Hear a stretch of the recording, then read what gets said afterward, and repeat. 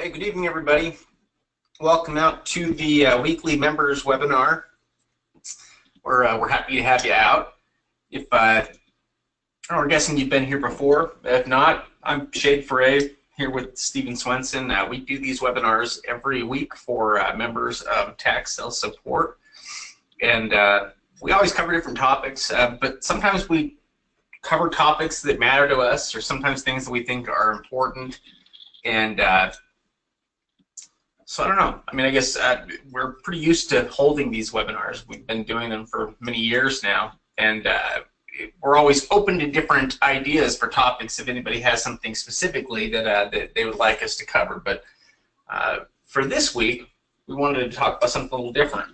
Yeah, well, you know, we just want to talk about the advantages of land.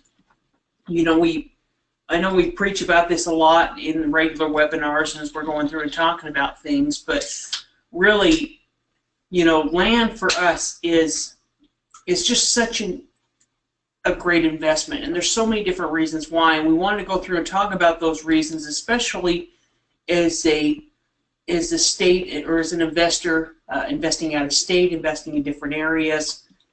You know, there's just, you really can get anything accomplished through investing in land.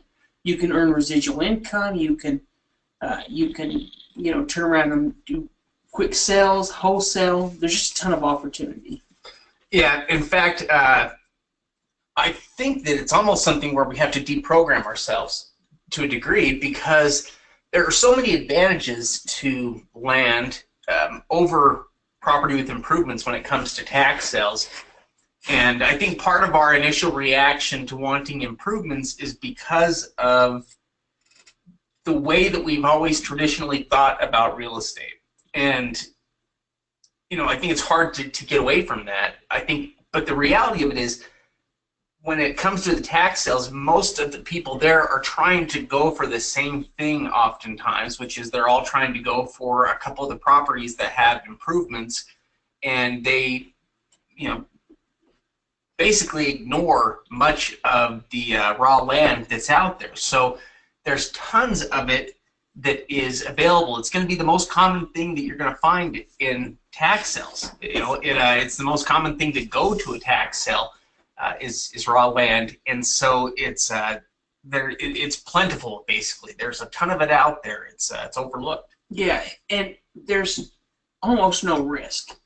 You know, when you're looking at buying property at the prices we're talking about through tax sales, you know, there's not all of the risk that you're going to have with single-family homes. I mean, we've been researching an area we plan, and we're helping some of the coaching students purchase single-family homes in, and then just looking at all the single-family homes that might be available for us to buy.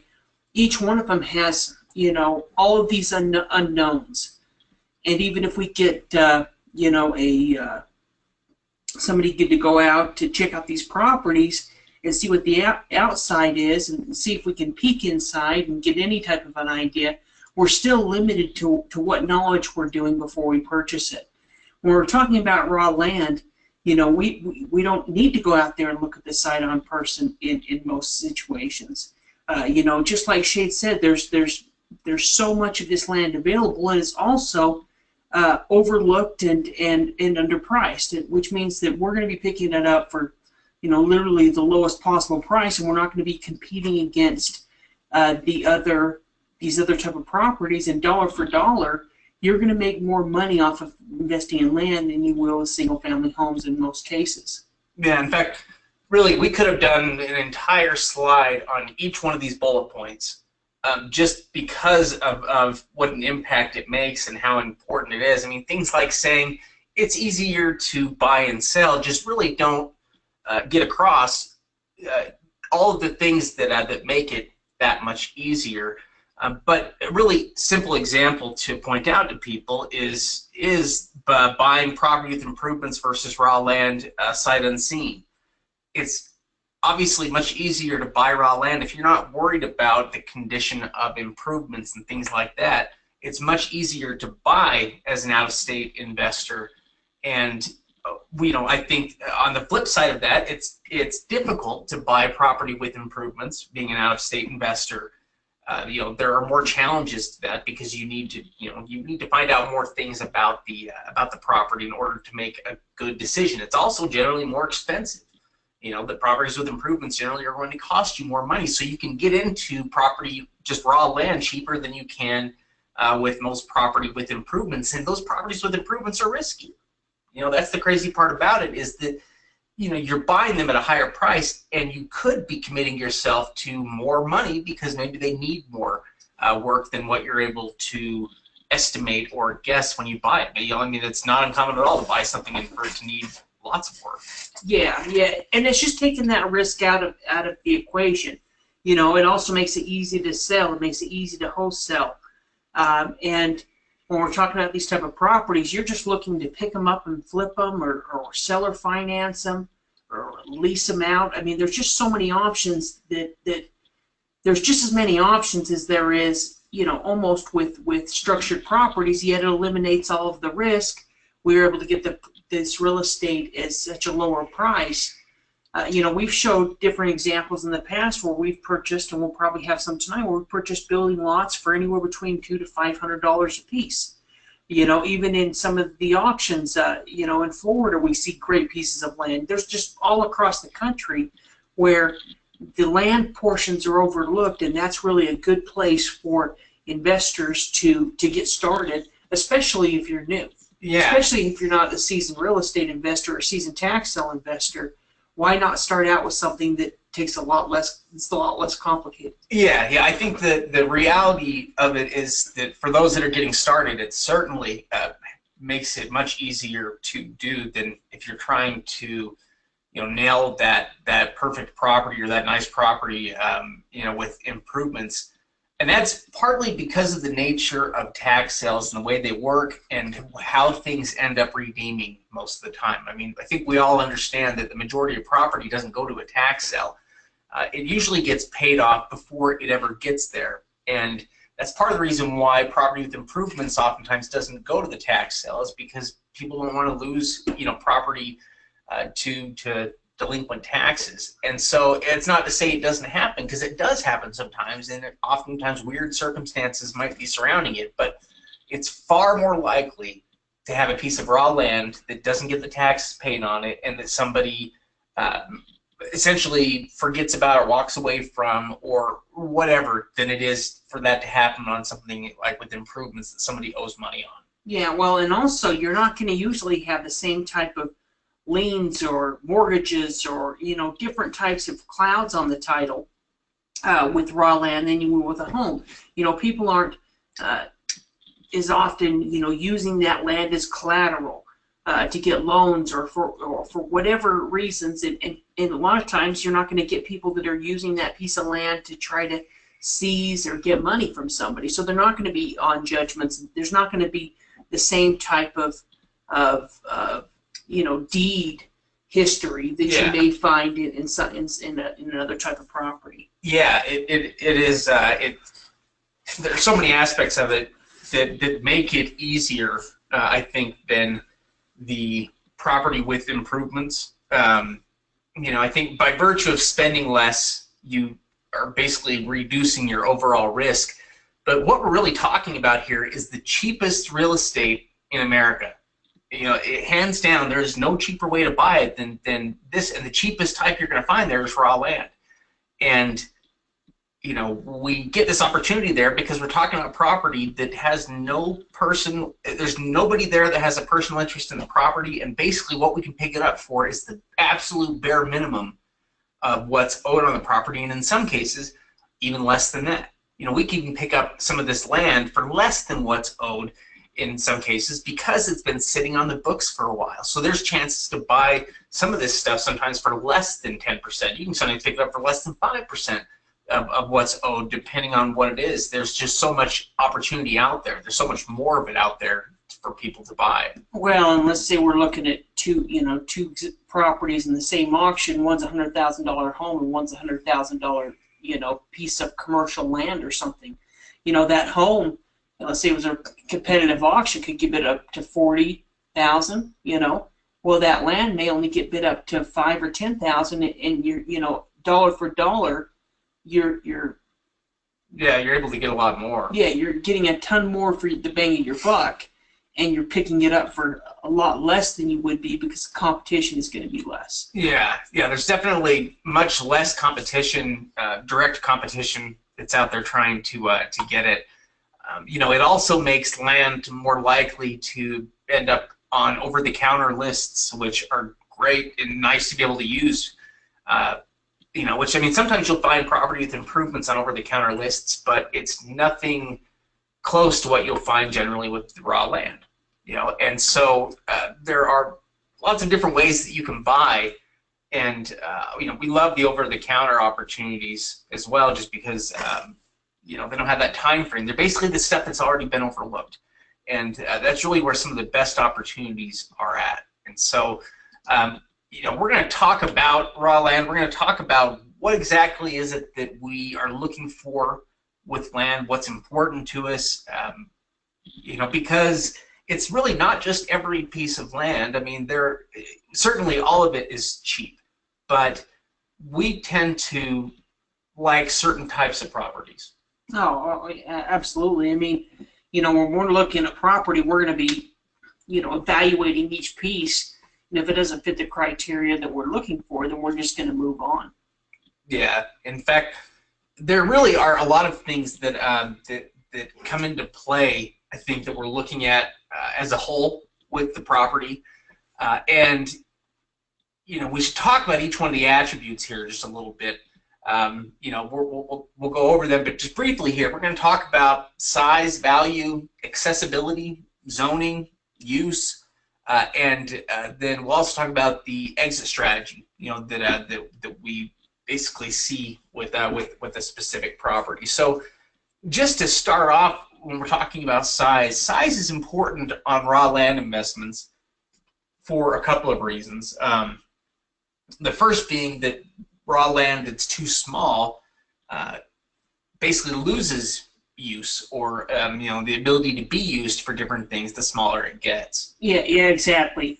The thing that me and Shade always preach about when we're talking about tax sale investing and what kind of properties do we look for are properties that have use and value.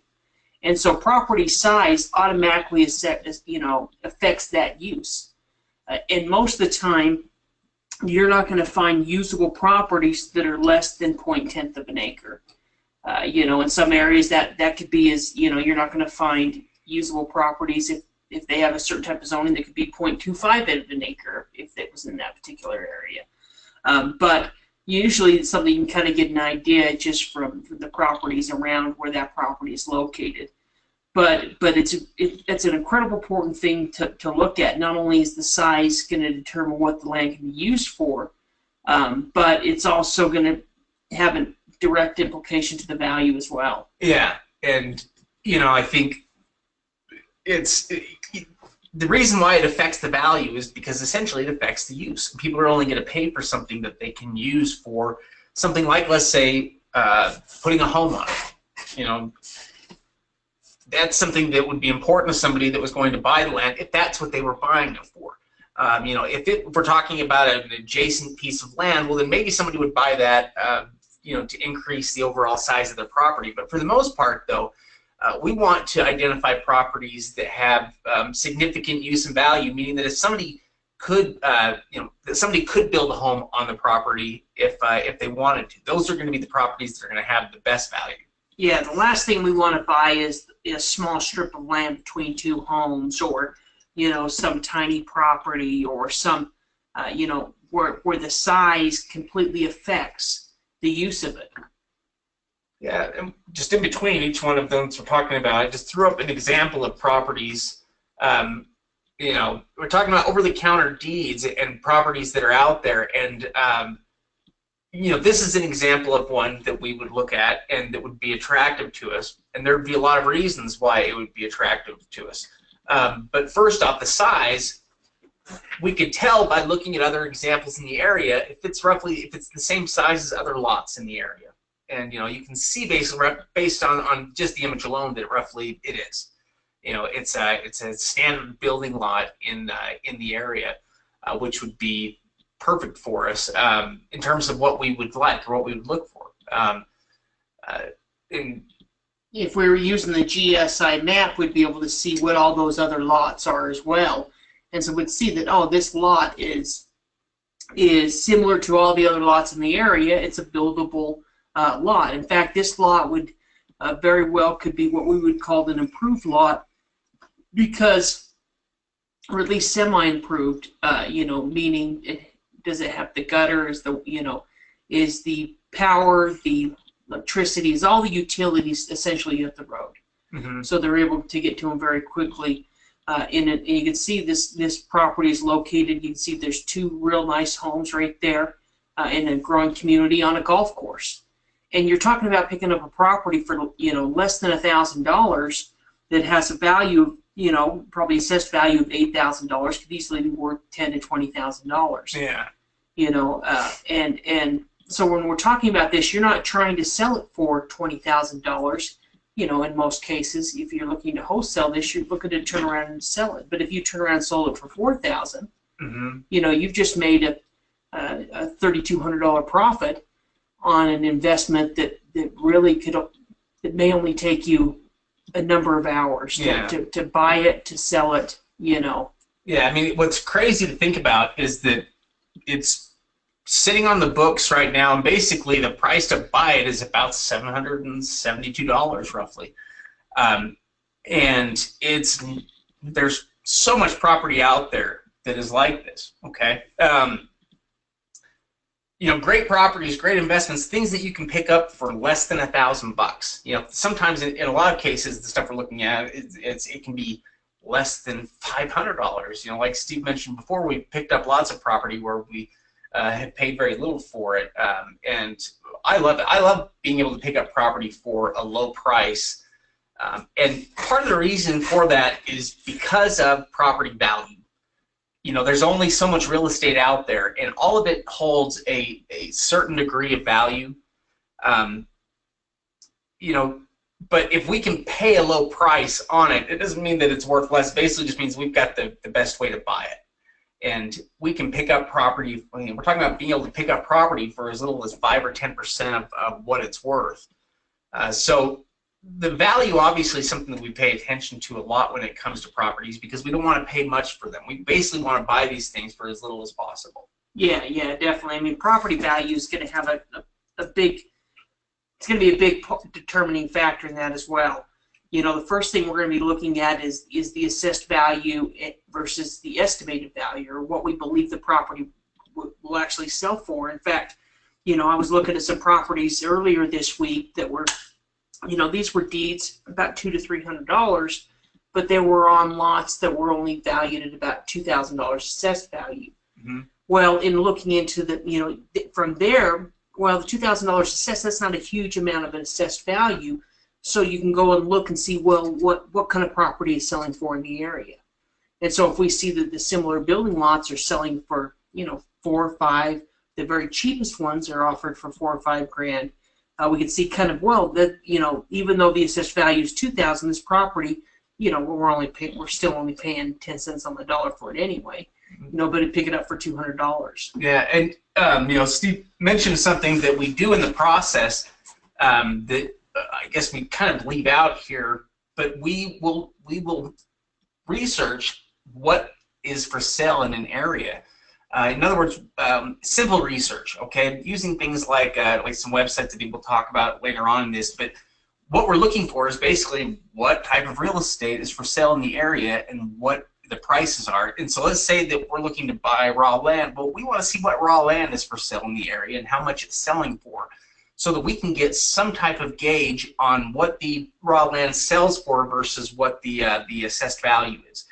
We can get an idea of what the cheapest property is in the area, because if we're buying property for $500, then whatever the cheapest property in the area is important to us.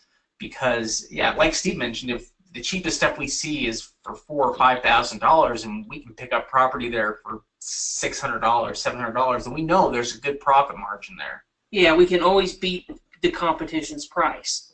That's one thing that's sweet about tax-style investing is, and that was kind of one of the first things I learned as a real estate agent when I first got started, is price determines everything. Price determines how quickly a property sells, and so when it comes to that, the ability to offer the real estate at the lowest possible price because we picked it up for such a great deal gives us the ability to sell it. Yeah, we've got far more flexibility in selling it than most real estate people ever have. Yeah, in fact, that's going to be more valuable than any of the other marketing, than any of the sales method. That's like that's what we're coming into it with. And okay, now I bought this property, I got to try to sell it. How do I sell it? Well, the price gives you such a leg up. Yeah, it's kind of your ace in the hole. That makes selling not a big deal. Yeah, it's true. I mean, if you pay such a small percentage of what the property is estimated to be worth, so for instance, you pay $700 for a property, and the cheapest properties out there you find are for $4,000. In a worst case scenario, could you sell the property for what you bought it for? Of course. People would be crazy not to buy that, and at that price, they certainly would. You can double your money. Basically, you've got a good cushion there of profitability, and you can always sell it for less than the next guy because you paid less than anybody else paid for it, essentially. Here's a couple other tax deeds. Examples of raw land that these ones we purchased. Yeah. These are two different lots that we've purchased. This one here on the left is you can see is a building lot within a community. One of the last lots left within that neighborhood. It was almost a half acre, 0.41 acres, so they're good sized lots. Valued about $25,000. The homes in that area were valued at about $150,000, and we picked this up. It was kind of like a little bit, I would almost say, like an over-the-counter sale. Yeah. It wasn't straight over the counter, but it was kind of like this over-the-counter auction where they were offering over-the-counter properties. In fact, they wanted $2,000 for it. Was the bid amount, and we submitted a bid for $500. And even though they, they were asking $2,000 for it, a lot of these places in the country are looking to get rid of the property. These counties, states, they're motivated to sell it because they may have excess land on their books that isn't bringing in any tax money, and all that does is cost money. Yeah, they sold it to us for $500 because $500 was better than nothing, and it at least gave them, the ability to sell a property, to get the debt taken care of, and to get the property set up for more property taxes to come in now. Because who knows how long they've held on to it, and they need these properties to move. The county does not want to hang on to a lot of property, and so in places like that where the county is holding on to a lot of property, they tend to be sometimes a little bit more flexible in getting rid of it. Use and accessibility is a huge thing. We're always talking about the property's potential use and how that relates to the value. Property has to have a use. That's one of the things we're always looking at. Yeah, definitely. And when we're talking about use, this is really going to have to do with not only zoning, but the property size, what the property could be used for. When we're looking at small strips of land or weird shaped lots or irregular shaped lots or lots that aren't big enough to build, those are all the types of properties we want to avoid. Other than that, we're pretty much open to any type of piece of land. Doesn't matter to us if it's farmland, if it's recreational like camping, hunting, or fishing land, if it's improved commercial or residential lots, or if it's non-improved commercial or residential lots, if it's large pieces of raw land. Mm-hmm. All of that type of real estate is something that's going to be something that is going to have use, so it's going to have value. So kind of what we're doing is we're looking through these lists is we're eliminating the properties that don't have use and accessibility. Yeah. In fact, if we look across and see a property that has a problem, like for instance, it's landlocked, there's no road access to the property, then that automatically limits the property's potential use. But we also look at the size, like Steve mentioned, and that will also help us determine to some degree what the property can be used for. Location of the property is part of its use and accessibility, where it's located at, and along with things like zoning, like Steve mentioned, we'll talk about here just briefly. There's so many different things that come into it. But the primary thing that we're trying to figure out here is just make sure that the property has the potential for use. It's kind of like a blank slate. And, as long as it has the size there, and it's zoned properly, people can use it for whatever they want. Yeah, and as you're looking at the property, that's kind of the question that you're going to want to ask yourself.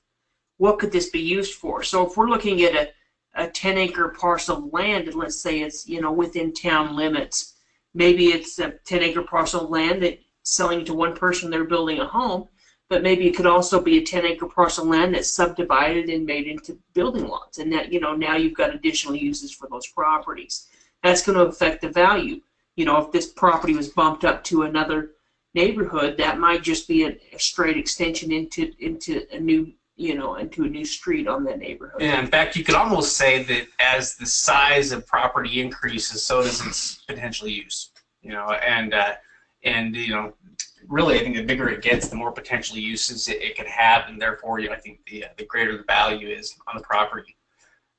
Here's just an interesting one. But again, when we're talking about use and value, I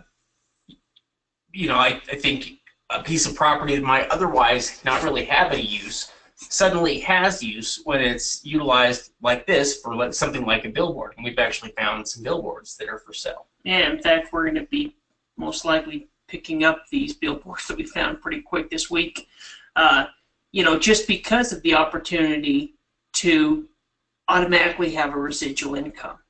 This isn't something we found very often. In fact, we've only found it a few times. That's the reason when we found these three, we're figuring out how we're going to get them.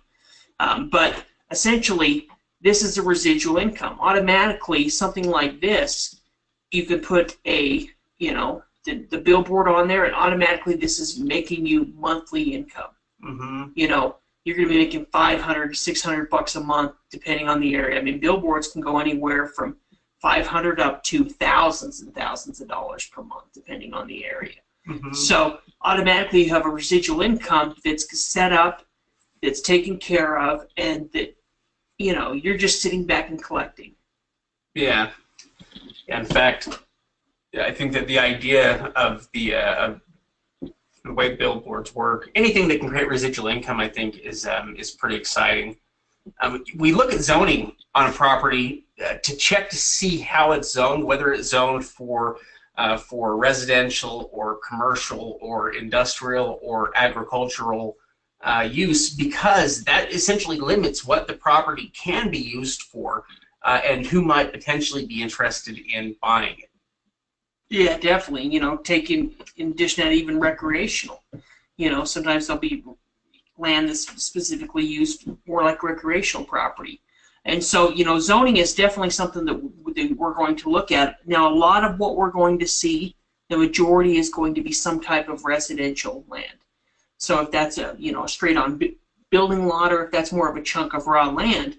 But in addition to that, where you can find any of these other type of properties, agricultural, that's going to affect the use.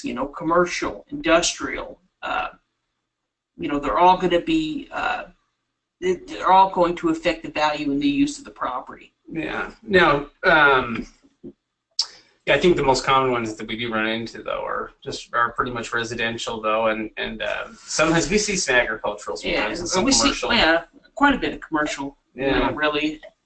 But if you were to break it down, 70% residential, maybe 20% commercial, and 10% other. Yeah, I'd say that's probably about right.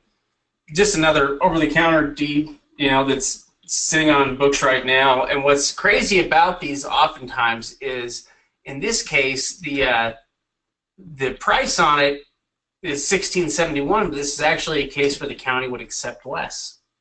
And so, we might send in an offer on this property for, I don't know, maybe $500. Yeah. See what they do. Looking at this lot, based on the, probably anywhere between $400 to $500. And I think at $400 or $500, would have a pretty good chance of getting that offer accepted. Yeah. Well, and there'd be ton of profitability. Even if we wanted to wholesale it, even if we wanted to flip it relatively quickly, if we wanted to try to get out of it, you know, at that low of a buying price, we could blow it out and Sell still it to make a neighbor for $2,500. still make a ton of money on it. Yeah. You know. Yeah. In fact, yeah, price really does determine, I think, how difficult something is to sell. You know, and if you have something set up at a really good price, it's going to move quickly if you just have the ability to let people see it.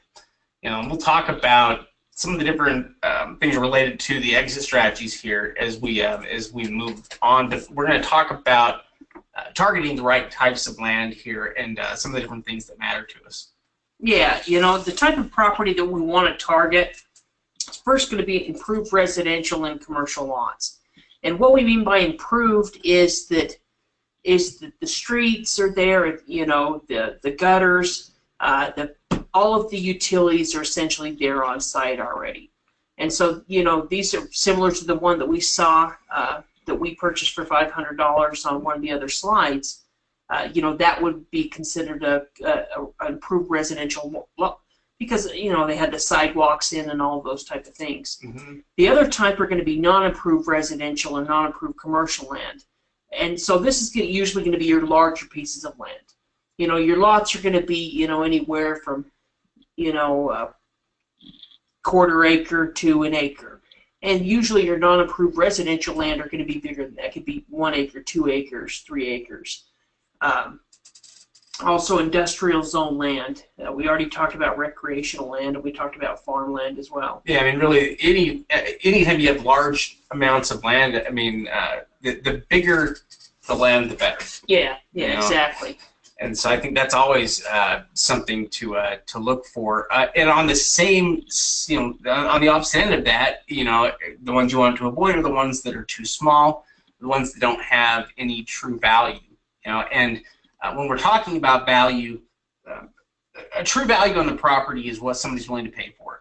And in order for somebody to pay for property, it has to have some degree of use. Now, that doesn't mean that the county's not going to attach value to every single piece of property, because they will, regardless of whether or not it can actually be sold for that amount. And that's what you have to watch out for as an investor, are the properties that the county says is worth X amount, but in the real world, they can't actually be sold. Yeah, exactly. You know, some of the things you need to watch out for: large governmental liens.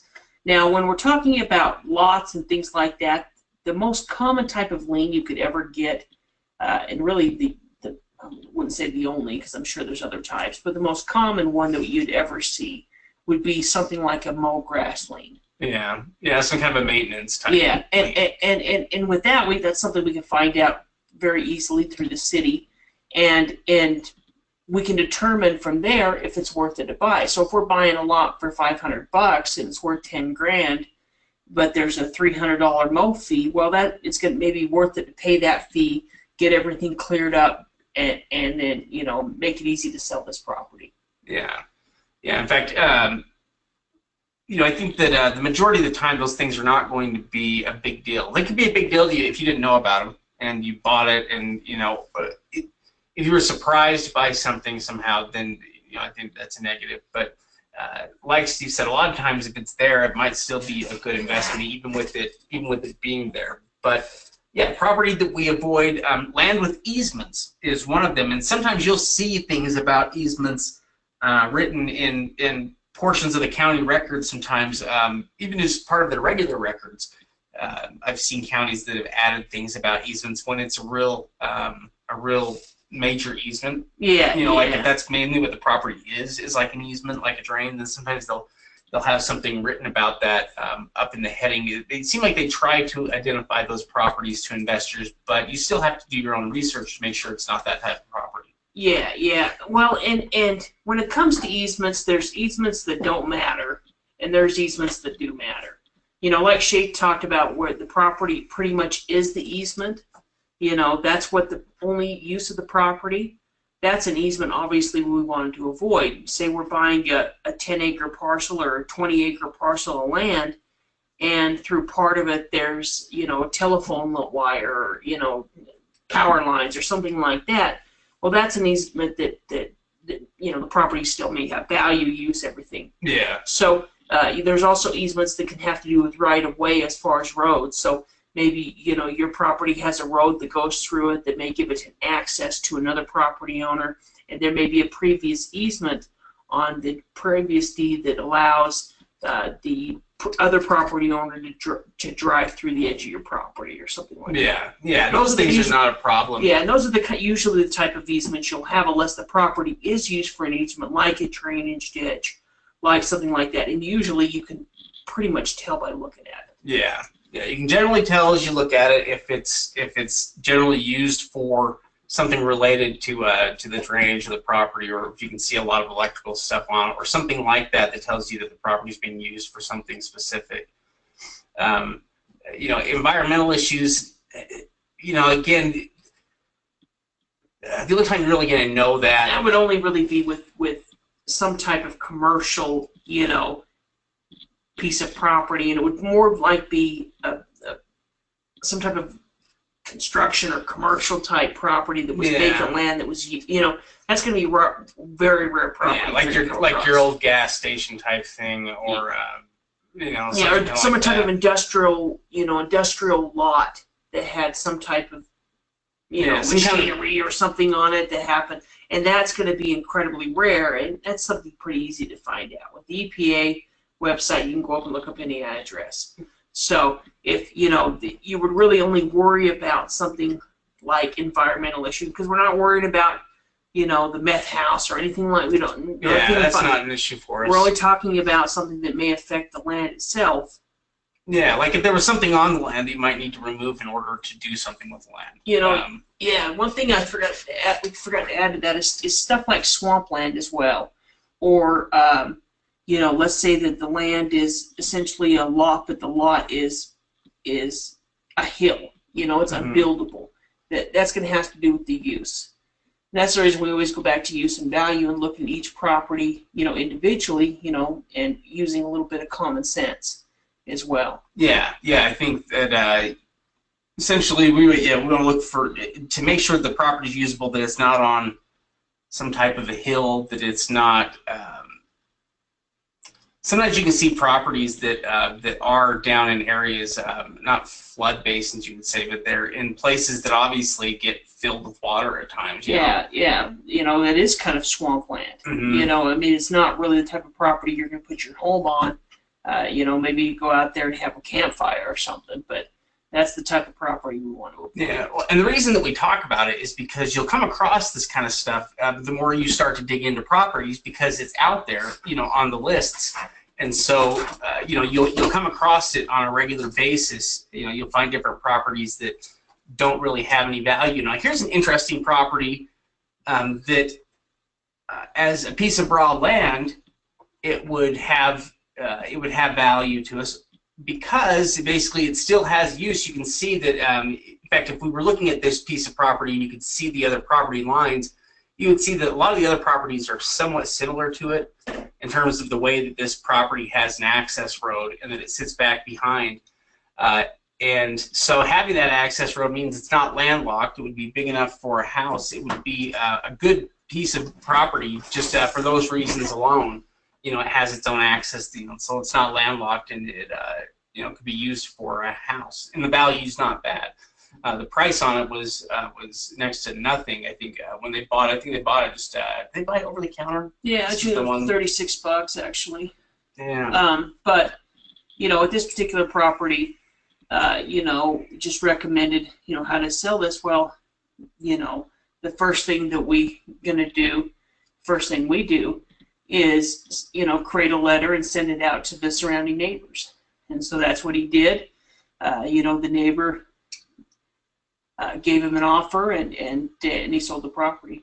Yeah, and it was. But that's a quick way to make, you know, $1,400. Yeah, it was really quick way to turn around, and again, the buying price, you know, sort of dictates it. You know, you pick it up for that low of a price.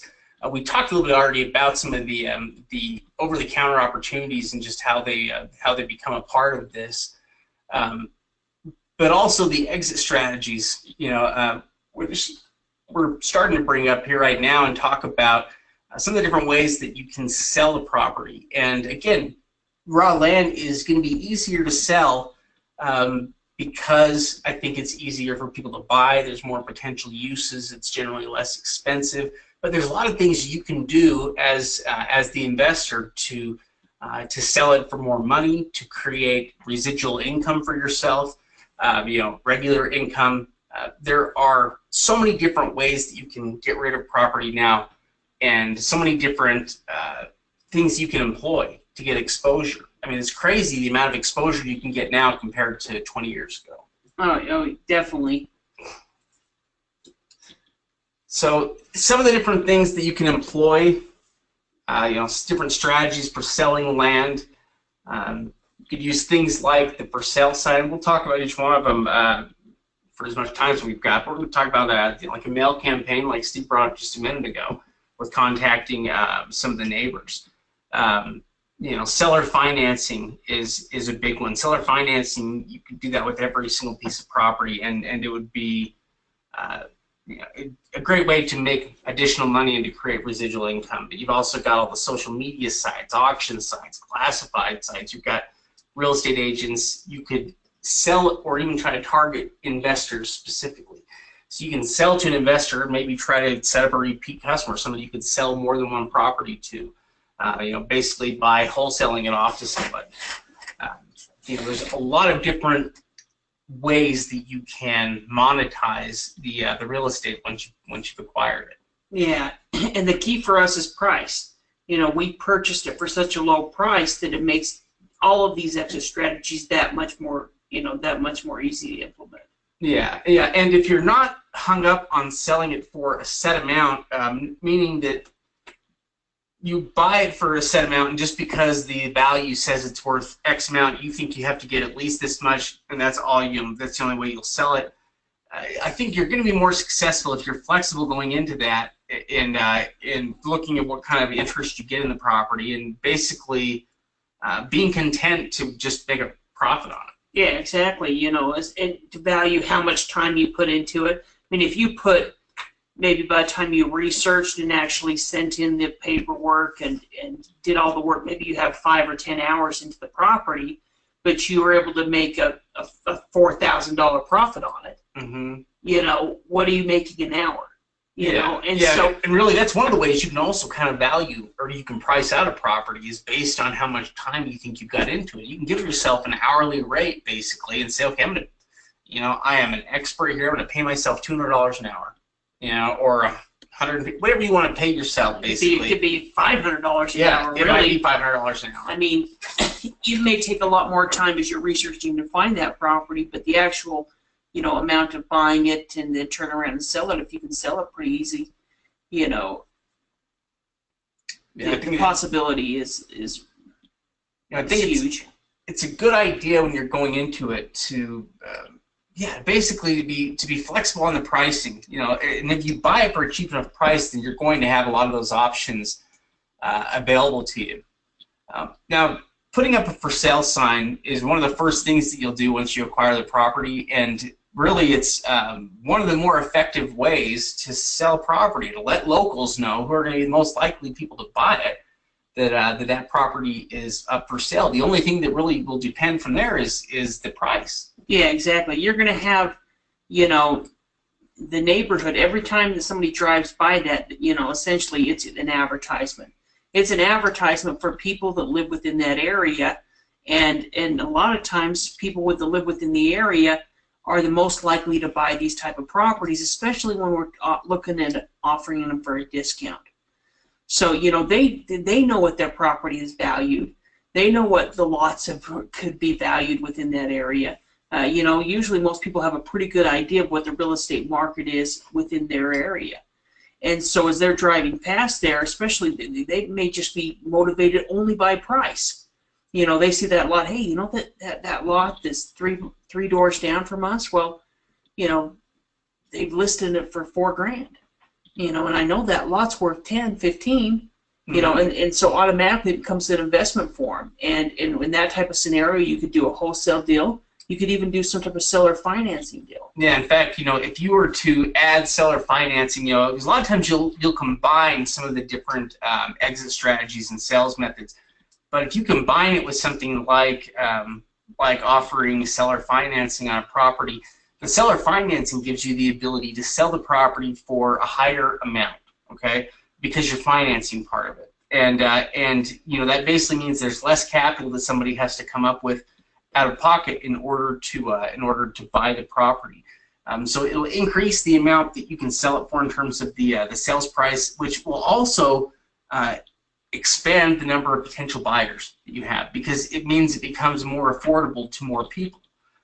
Because it requires less money to buy. And so I think combining some of those things will also help you move the property pretty quickly. Find people that want to buy it, and that you make it possible for them to buy it. Yeah, I mean, this is going to be one of the best things to do to get the property sold.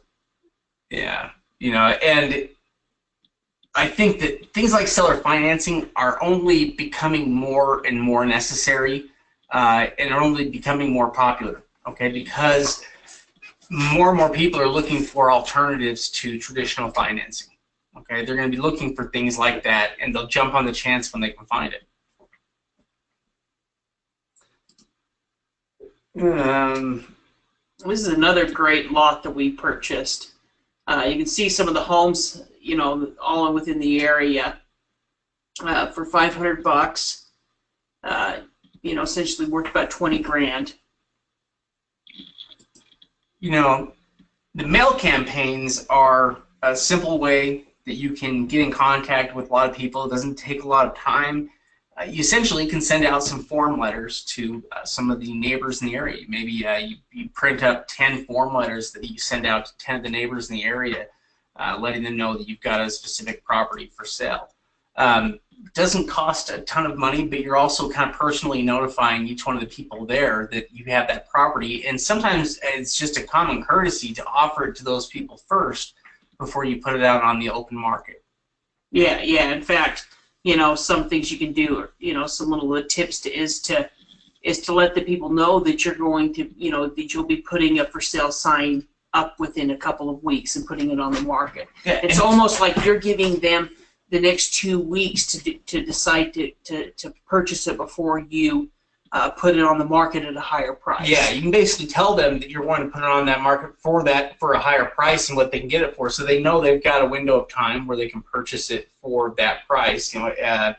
Basically able to offer them an incentive to buy, along with some urgency there, to do so. Yeah, exactly. So it's, essentially, a letter just says, hey, real estate investor, I purchased this property. I'm going to be putting it on the market in a couple of weeks. But before I do, I want to offer to you, I want to offer it to the neighboring property owners for a discount, or whatever that discount is for, $4,500. Yeah, I think people appreciate it. I think it's one of those things where if somebody's selling property in your area, you'd rather know about it, if it sells, rather than not know about it. If you have a chance to buy it, I think a lot of people want that chance to jump on it. And real estate has always been such a good investment traditionally that people will jump on it. They might be tight with a lot of other things, but they'll buy real estate. Yeah, and the name and addresses, they're not hard to find. Even if you just used addresses, you didn't have the names, that's pretty simple. You can use that with Zillow. Mm-hmm. You can go to the county websites to get the actual names along with the addresses. And so it's something pretty easy to do. In fact, a lot of counties will have the ability within the maps feature just to automatically pull it up, the 100 closest surrounding neighbors or any of that type of information, so you can pull that up. Usually, with the mail campaign, you're probably sending it to anywhere between 5 to maybe 10 at the top. Yeah. So you're not sending out hundreds of letters. You're just kind of focusing on the adjoining neighbor properties and some of the property owners within the area. Yeah, I think that's a good point. You're not sending these out to too many people. It's really just to a handful. In this example here, it's a good example of a property that this would maybe work for. where we've got a small strip of land, and well, it's 1.5 acres, so it's not a small strip, it's a large strip of land with some type of structure on it, but picked it up for $320, but one of the neighboring property owners is going to have the most use for it. Mm-hmm. And so selling it, there's a good chance that either one of those neighboring, either on the left or the right, would like to be able to pick this up, especially when we did it for $320. Even if we sold it for $2,000 or $3,000, we're still making a good profit, and we're getting rid of a property, and now we've essentially, took $300 and made $3,000, and now we've got a ton more to reinvest. Yeah. Social media, a lot of you are probably already quite well plugged into the whole social media thing. Maybe for some of you, you don't use it very much. But they are some excellent tools for reaching a lot of people, when it comes to being able to sell things. The internet really has broadened our ability to reach people in so many different ways. And when it comes to selling things, reaching people and getting your what you're selling out in front of people is what it's all about. Basically that and pricing are what sell things, and you've already got the pricing thing down, so all you need is a little bit of exposure. And social media can be a good way of doing it. Well, and especially if you're setting this up as a business. If you're looking to really do tax sale investing, pick up lots of properties, make this into a business, well then, it would be beneficial to have, Steven Swenson .com or whatever, where I had all of my property, or I could come up with another link, landforsale.com or whatever, where I've got all of my properties listed there as well. I could use social media, as far as like setting up a Facebook page, a Twitter account for your business, is a way to expand, the reach. Yeah, you can do things now that you just couldn't do a few years back, and certainly help you in your ability to sell property, to get regular investors that you work with, to make new contacts with people. Generate investor leads. Mm-hmm. You could have leads coming in where you'll have investors contacting you, looking for the potential deals. And once you've built a little bit of a reputation of selling good property, then you're going to have more and more investors coming to you looking for. Yeah, there's a ton of good examples of that land. I mean, just that one right there, 1.6 acre lot, $520, $10,000, $10,500 assessed value. These are the kind of opportunities. These are all properties that we've purchased. So, or our students on some of them. And so, these aren't fairy tales. These aren't, Oh, except for those first ones at the beginning. Those ones are still on the books. Those ones are still available. Yeah. Well, either ones that were purchased or will be purchasing or can be purchased. Yeah, which are just amazing opportunities. And again, you'll see that we like a pretty broad range of types of property out there, as long as it has significant value. As long as the use is there, then we find property all over the place that we like. And I think raw land has the capacity to work for anybody. And if you haven't bought anything yet, it's a good idea to consider starting with raw land. That's a good way to begin. It's something you can do, relatively quickly and for a pretty small amount of money comparatively to anything else you're going to invest in. And you can turn around and sell it for a profit. Convince yourself that it works by making it profitable. Go out there and buy something and turn around and sell it. Yeah, there's a number of great areas in the country where you can pick up a good piece of land for under $1,000. Yeah. You can buy for under $1,000 and have it be very profitable. Something you can double your money on or better. Which I don't think there are really that many investments out there you can do it with. And you can also create residual income through seller financing. We should talk for a minute about seller financing. We've got way more slides than we've got time. So we should talk about it for just a minute, just what an impact it makes. And you can do it with every single piece of property. It doesn't have to be just on something like, when there's improvements, you can offer seller financing if you want, but it works great for every single piece of land. you basically set up a payment system for X amount of dollars, over a set time period. You collect enough upfront to cover, your expense, basically to make it profitable before you've collected a single payment. Yeah, exactly. I mean, it gives you the opportunity to earn residual income, and not only with seller financing, but also looking at land leasing as well for other types of property, recreational property. That could be something, fishing, hunting, recreational property. Let's say you buy a recreational property, that's something that could very easily be rented out or leased, to a neighbor, to somebody within that area. Yeah, farming land all the time gets leased out. If you can find any larger chunks of land, if you couldn't sell land, well, I mean, you might find some land that you don't want to sell. You'd rather keep it for a while and just lease it out to people, which is a great way to bring in some income. And also, having that property or owning that property under your name it basically increases your value. It's something you can borrow against. There are people that, like you said, that just buy land so that they can add it to their portfolio of stuff they own, and they borrow against it. They can basically, they can use the land that they own to secure loans and things like that. Yeah, and something like a land lease you can really do on a lot of different types of properties. Even something like, say you had an acre piece of land, that was flat, kind of graded, cleared, I guess is what I'm saying. And in that scenario, you could even lease it out to have somebody park, maybe somebody needed to park their trailers or something like that. Yeah, somebody that just needs more space. They had some backhoes and things like that. They needed to park it, and it was close to their home.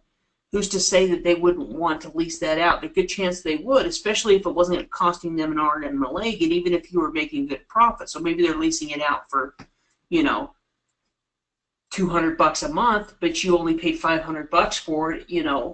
Essentially, they paid for the property in the first 6 months of the lease, and if they continue to lease it, they're gonna, you're gonna be in the profit margin within the first 6 months. Yeah, I think that the land leases are a good idea, and really, with this being real estate, you could hold it for nothing else but for appreciation if you wanted, and it would still end up being a good deal. That's the nice thing about the land is, you can sell it any way you want to make it profitable, but there's a lot of property out there that you can just hold on to, and it would be profitable here in the end. But in selling it, though, there's so many different ways you can sell it. And seller financing, land leases, these are all tools you can use to improve your ability to make the property appealing and find buyers. Here's another.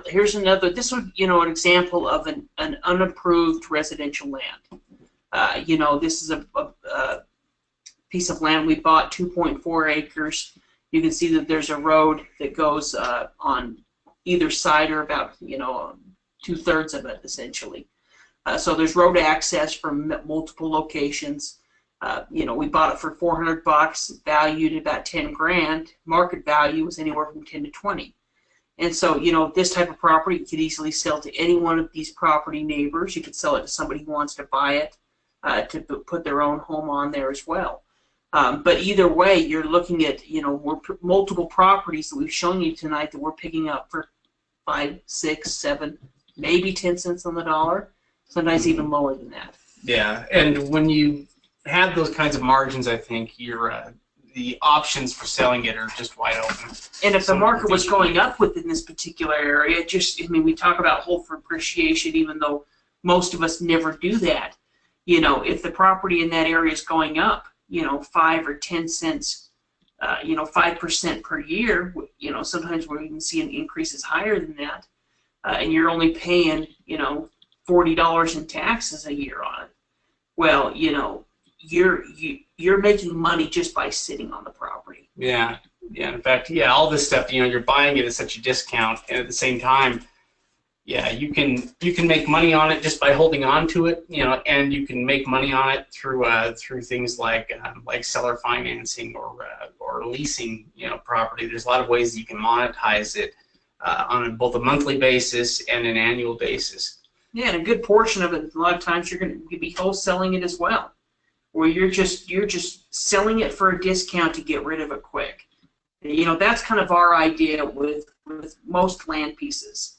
You know, if we have a really, really valuable piece or some, you know, potential use with a piece of property, then we could see, you know, some other strategies. But otherwise, we're looking to wholesale it. Yeah. In fact, if we see a property that that we could see for selling for something like 20 or 30,000, you know, with properties like that, we will take a different approach. But on a lot of the property, we are just happy to wholesale it. You know, we're happy just to flip it, you know, and to make money on it. So, you know, and again, that's easier now than it's ever been before because of all of the tools and resources that we've got available to us. And we didn't even really go over a couple of the other strategies, like at least in detail, like using eBay, you know, or auction websites, like using Land Watch and some of the classified land, you know, land for sale websites, using Zillow or Realtor. You know, I guess with Realtor.com would really be using Realtor with an agent. But there's so many different resources to get your property out there for sale. Yeah, and those same resources and tools also work as a good way to check for, you know, properties that are currently available to give you an idea on what you want to buy as well. It's the same research you're going to do both before and after, you know, the auction basically because it affects what you're going to pay for properties and what you're going to sell them for as well. Yeah, ultimately, I mean, that's something we're definitely going to check before we make a buy, because even if let's say we find a great lot that we pick up for $500, but in that particular area there's 200 properties for sale on Realtor.com for $3 grand, $2 to $3 grand. Well, you know, that may not be the best area. Yeah. But if there's, you know, only a few properties and there's one that's 2,200 but looks like, you know, it's not very good, but the property similar to yours, they're selling for 5, 6, 8, 10, 15, 20 grand, well, then you're going to be in a better situation. Yeah, it will always give you a good idea of you know, what kind of a position you'd be in to buy it. But I think with that, I think we'll probably call it a night here. You know, we've you know, another lot we've classified sites.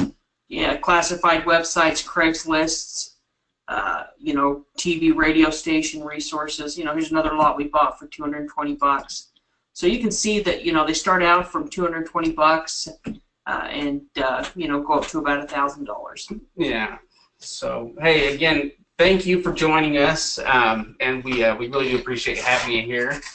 And we'll get this recording up and on the website here soon. And if you have any questions, feel free to send those in to us here, and we'll see what we can do to help. So thanks again for joining us tonight.